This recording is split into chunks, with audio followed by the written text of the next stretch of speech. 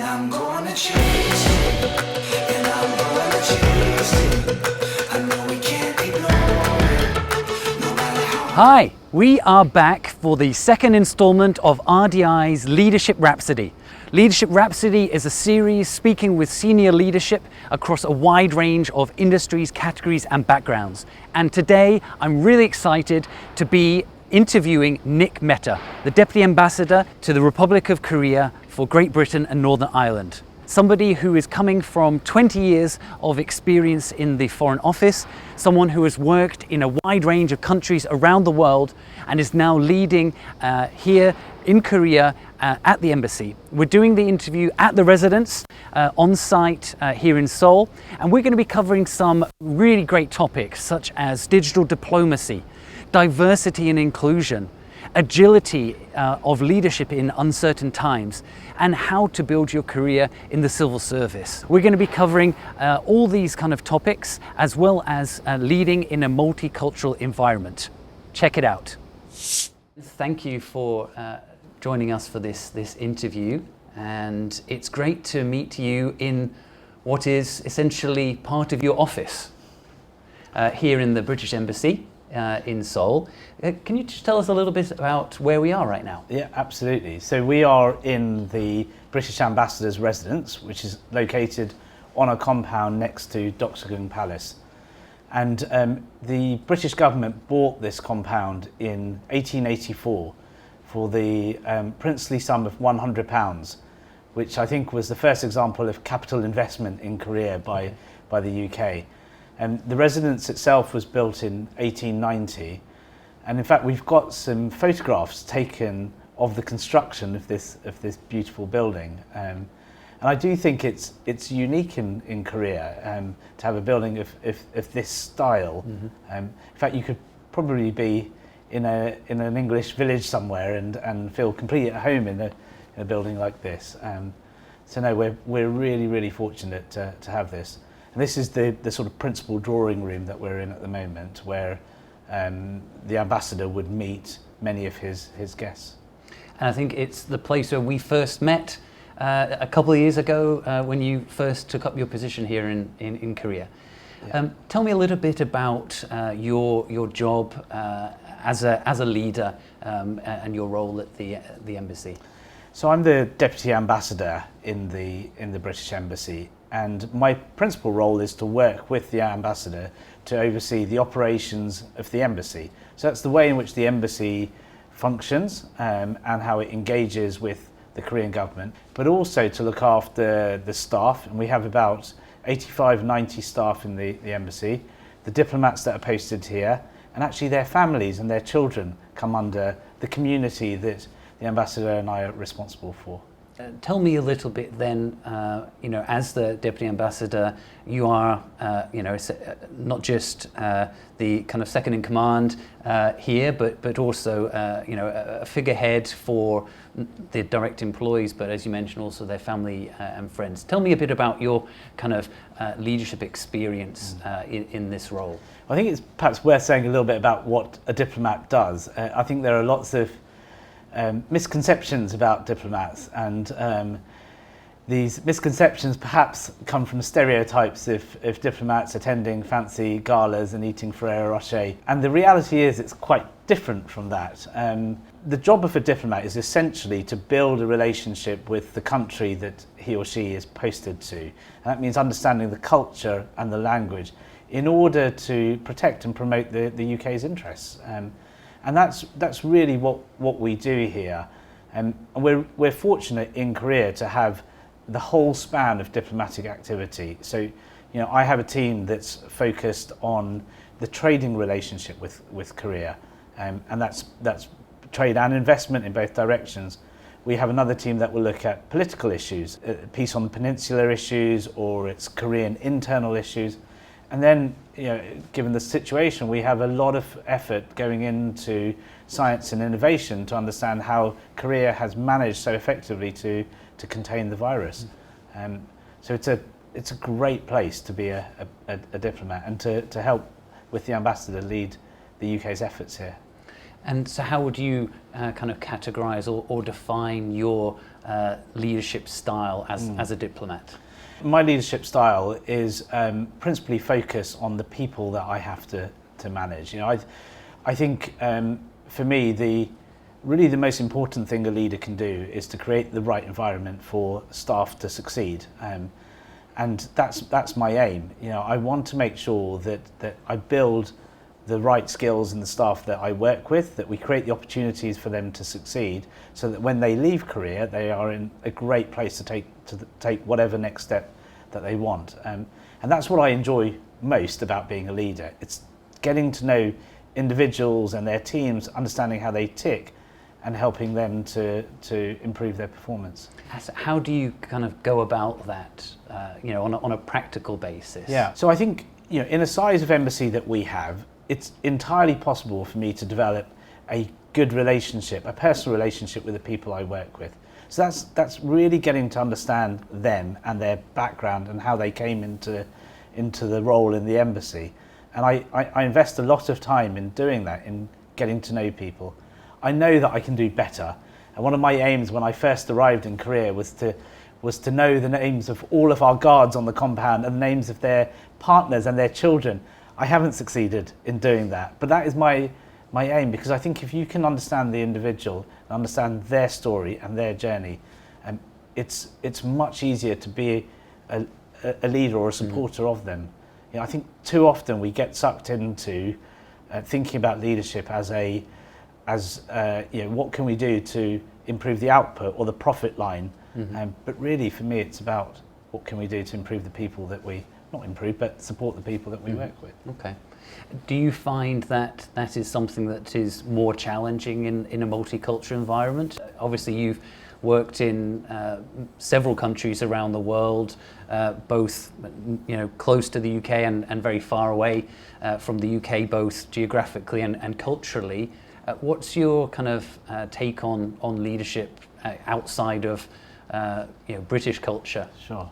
I mean, there's sort of two parts to that question, I think. One is around what is it like to be a leader in a multicultural environment. And, you know, I led a political and economic team in Malaysia before, on my last posting. And in my team, I had Chinese Malaysians, Malay Malaysians, and Indian Malaysians, as well as British local staff and British diplomats. So 5 groups, all of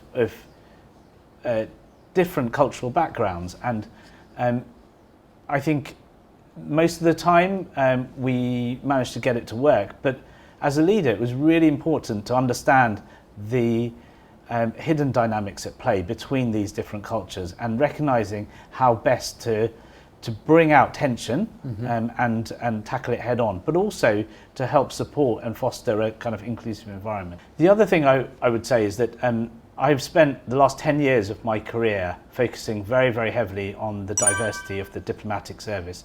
And that's for 2 reasons. One is because I think that the diplomatic service and the intelligence service, which I worked for before I came out here, has a moral obligation to reflect the society that it serves. And UK society is one of the most diverse and multicultural in the world, and we should do that. It's morally right to do it. But actually, more important than that is the need for diversity of thought to drive better decision making. And I'm a really, really big fan of this.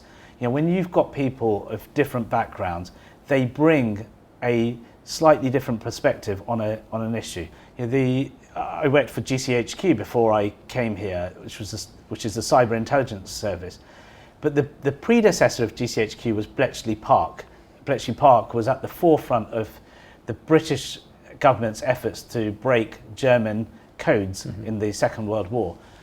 And in 1941, Alan Turing, this brilliant gay mathematician working at GCHQ, worked closely with another brilliant person called Tommy Flowers, who didn't go to university, didn't have a traditional academic background.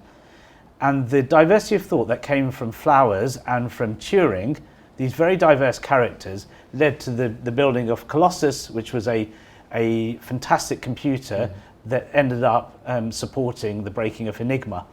And so that history of bringing diversity of thinking to our decision making is long. It's 80 years long, at least. And I just think that that's something that we still haven't got right across many organisations.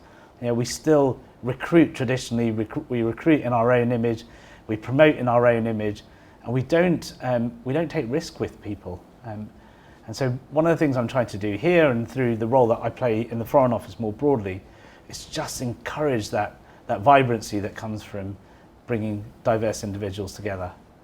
Absolutely, and I think what you kind of talking about there reminds me of one first instance when I came to Korea, and I was talking with a company about their diversity, and they assured me that they are indeed an incredibly diverse company. And knowing that they had only 2 non-Koreans in the entire organization, I was a bit curious. Oh, please tell me about this diversity that you have. And they said, well, everybody that we hire is coming from all different kinds of industries.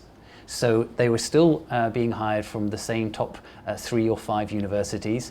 They were still all Korean, but that for them, that in that company, that kind of parameter of diversity was that in that tiny, narrow kind of scope. Yeah. And I think that this year, especially at this time, the diversity and inclusion agenda is at the forefront more than ever before. Absolutely. What do you feel that you kind of can bring from your own background to try to further that agenda? So I'm the senior sponsor of our minorities network in the Foreign Office, and that includes our black staff, our Asian staff, like people from my background. And my role as the senior sponsor is to hold our permanent secretary and the board to account on their efforts on race. And the Foreign Office has come a long way in terms of diversity. When I joined in 2002, I was one of very few minorities in my intake. 70% of my intake was from Oxford and Cambridge. It was very traditional. It was a difficult thing for my family, my wider family, to accept that I'd gone to work for the British Foreign Office. And I remember a member of my family saying to me, you know, how could you go and work for these people? Do you not remember what they did to us? Referring to the British Raj in India. And you know, I've tried as much as I can to try and be a good role model and to show that there is a path to these traditional institutions, and we can help other minorities walk that path. And so you're working at a very senior level and have extra positions and responsibilities that are doing that. What kind of advice would you give maybe for like a first-time leader or somebody you know, starting out, maybe it's their first time to be managing people, you know, as they start their leadership journey? Yeah. What advice would you give to them? I think the first thing I would say to them is, well done and congratulations, and this is going to be the most fun part of your career, because the chance to have an impact on other people's lives is a great responsibility and a great opportunity. And the first thing I would say is be interested in the people that you look after and that you're responsible for. They are going to spend 8 or 9 hours in your company, in your team. You owe them a chance to have a really fulfilling, really interesting, really happy time, frankly. So take interest in that and do it well. I think the second thing I would say is accept that you're not going to know the detail.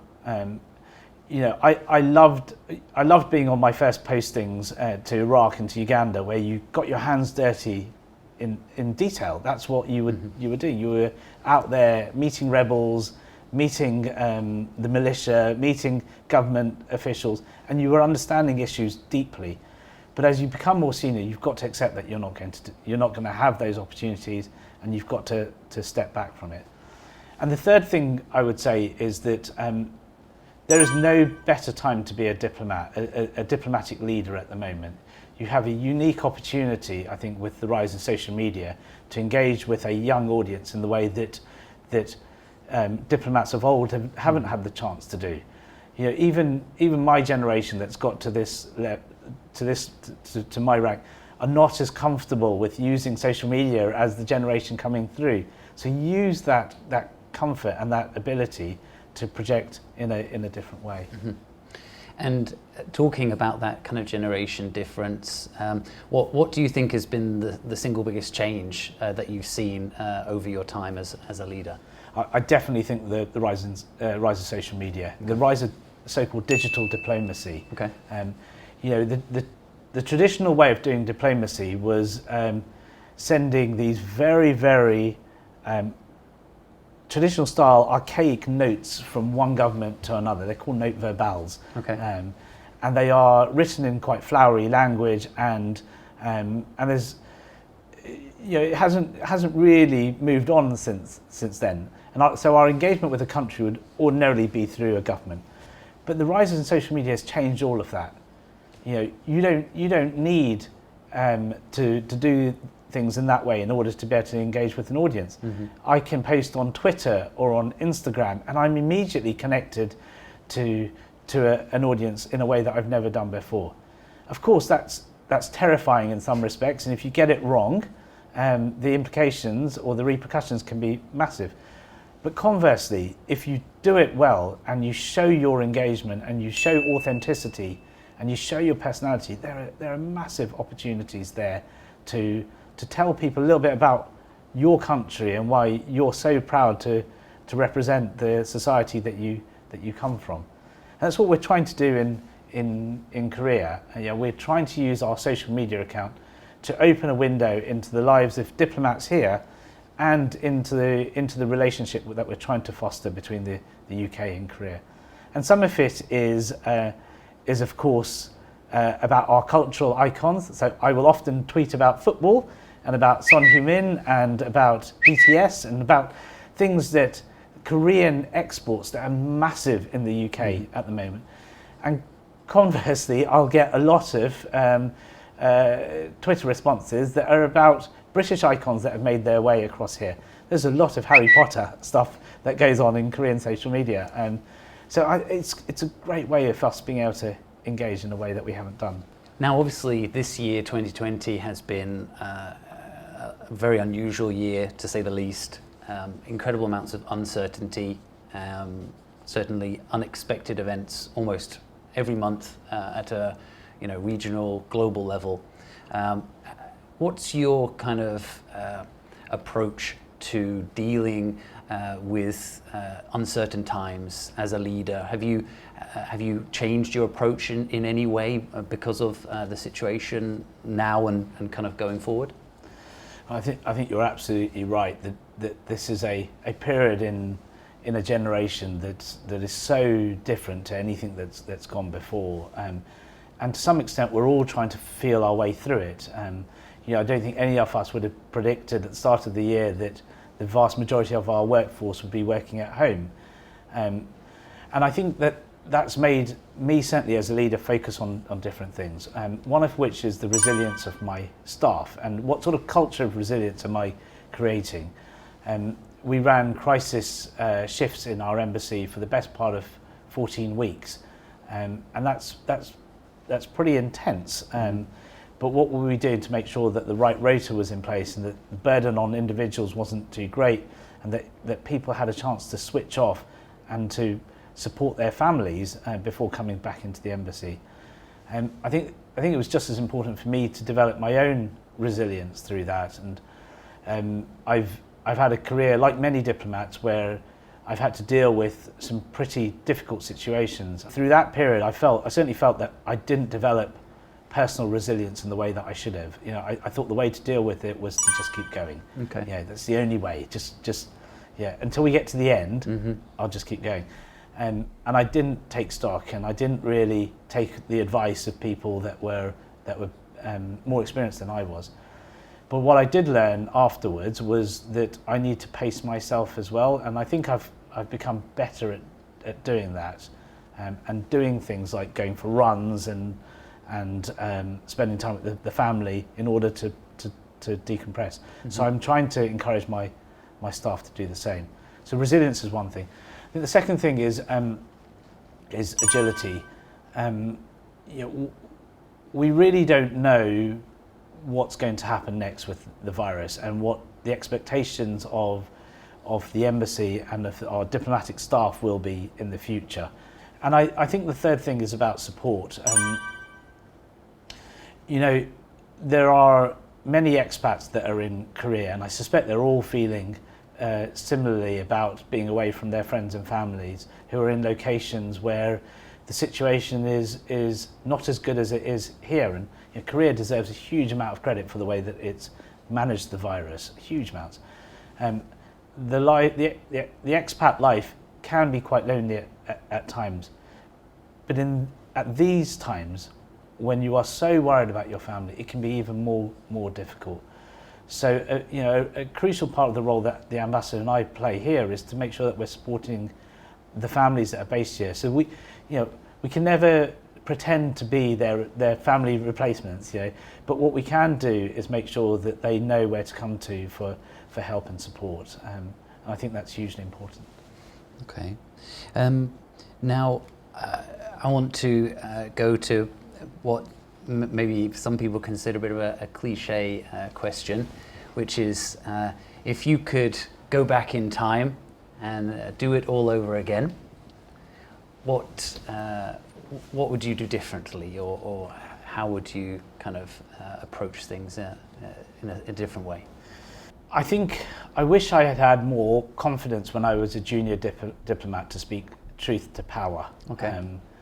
And it's again another cliche phrase, and I think the more senior you get, the more confident that you become to be able to say no to things or to ask for an explanation. And I'll tell you a story about when I wish I could have done that more effectively. I arrived in Iraq, in Basra, as the political officer seconded to the Americans on the 14th of December 2003. And I'll remember that date because the day before, Saddam Hussein had been captured by the Americans. And I flew into Basra, went straight into the compound where the British military and the British diplomatic presence was located. And hadn't really slept that night. It was a complete shock to be faced with that sort of environment. And when I arrived at the embassy, a very senior member of staff said to me, right, you're the political officer, there is a demonstration at the gates at the moment. We want you to go down there and go and talk to the demonstrators and calm them down. And I said, well, what is a demonstration about? And I was told that they're demonstrating because they think Saddam has already been smuggled out of Iraq and he's not going to face justice in front of the Iraqi people. So you need to go and tell them that that's not the case. He's in Iraq and he will face justice. And bearing in mind, I spoke no Arabic. I just got off the plane, and rather than saying, hang on a sec, you must be crazy. You can't expect me, having no experience of this, to go out and speak to a baying mob that's demanding blood when I know nothing about the situation. And instead I said, okay, I'll go and do that. And of course it was a bit of a car crash. I went to the gate. For some reason the military opened the gate, so I went outside and I was surrounded by a mob and by TV cameras who wanted effectively an official statement on behalf of. And it wasn't a pretty sight. I had to do everything through the interpreter. They were really angry. I didn't articulate what I wanted to as well as I should have done. And it all played out on TV that evening. And it taught me a really important lesson about the importance of just occasionally just saying, hang on a second, why are you asking me to do this? So I think if I could go back now, I'd go back 17 years and perhaps stop at that point and ask some questions. Mm-hmm. Okay, that's I think that's a very good, insightful reflection. Okay, so that's pretty much the end of the interview and the questions that I have. So first of all, a massive thanks, Nick, Mehta, for joining us for this Leadership Rhapsody series and being our special guest and sharing some of your insights about leadership, both in a multicultural situation, but also within a diplomatic context. Thank you very much. No problem. It's a pleasure to have a chance to speak to you. And I'm gonna chase it.